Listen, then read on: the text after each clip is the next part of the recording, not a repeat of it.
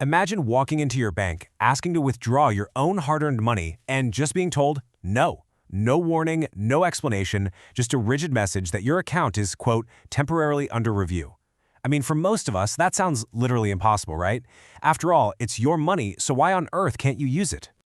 Well, welcome to this explainer. Over the past several months, we've actually seen a rising number of stories about unexpected account holds, delayed transactions, and these sudden temporary restrictions that are just catching people completely off guard.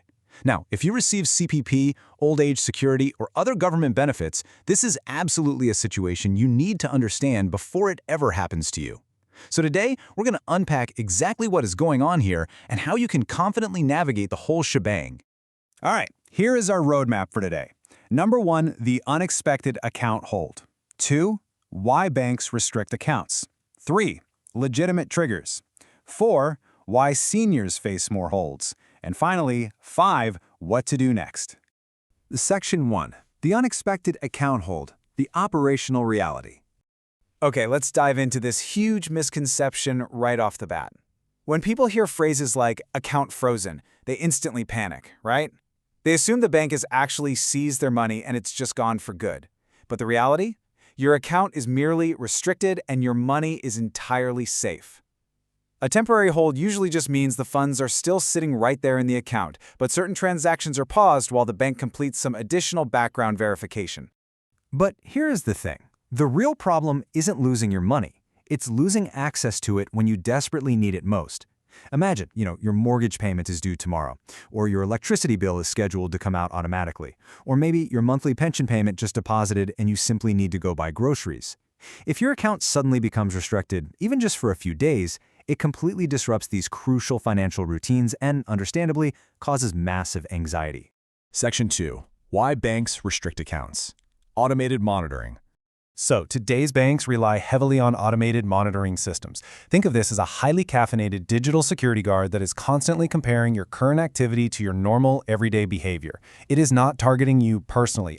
Because millions of transactions happen every single day, it's practically impossible for human employees to check every single payment. The algorithm is simply looking to catch identity theft, money laundering, and financial scams before any significant losses actually occur.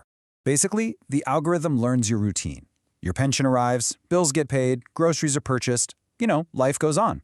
But the moment there is a dramatic change, like a sudden spike in activity that deviates from your normal history, it trips a digital wire. The computer essentially says, wait a minute, this doesn't match the usual pattern. Let's pause and double check. Section 3. Legitimate triggers for reviews. Normal life events. Now, you might be thinking that only suspicious behavior attracts a bank's attention, but take a look at these perfectly normal milestones. Downsizing a 30-year family home, withdrawing cash to pay renovation contractors, managing finances after losing a spouse, or suddenly sending a wire transfer to help an adult child buy their first home. To you and me, these are joyful or, just necessary life events. But to a bank's algorithm, they are sudden, dramatic deviations that trigger an instant alarm. Please remember this core truth. Legitimate transactions can and often do appear highly unusual to an automated system. Having your account flagged absolutely does not mean you did anything wrong, and it definitely doesn't mean you did anything illegal. You just surprised a computer program. That's it. Section 4. Why seniors face more holds. Financial transitions.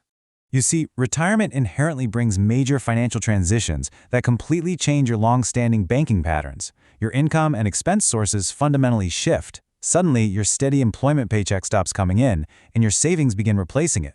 Maybe you're purchasing a new retirement property or drawing from your retirement savings for the very first time. Honestly, none of these actions are unusual for a retiree, but they completely rewrite the financial footprint the bank's automated system has known for the last 20 or 30 years, which instantly catches the system's attention. And this brings us to a golden rule. Anticipation avoids frustration. If you know that selling your home or drawing a large lump sum for a big trip is going to shock the algorithm, you can get ahead of it and protect your access. Understanding your bank's procedures during these major life changes is absolutely critical. Section 5. What to do next.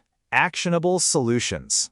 So if you ever discover your account has been temporarily restricted, here are 3 empowering steps you can take immediately. First off, do not panic. Remain calm and just politely ask the bank representative what specific type of review is taking place. Second, recognize that frontline staff don't always have access to the details behind compliance reviews. If they can't answer your questions, politely escalate it to a branch manager or an authorized specialist. And third, provide supporting paperwork to speed up the resolution. The faster you understand what the bank needs to see, well, the faster they can clear that hold. Truly, your best defense here is a solid paper trail. Always keep records for major financial transactions readily available, things like property documents, insurance settlements, or renovation contracts.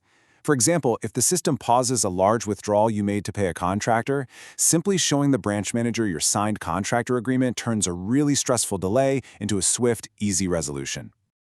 All right, we've covered why these holds happen and exactly how to react, but it leaves us with a massive, lingering question. Because preventing problems is almost always easier than solving them after they've already occurred, right?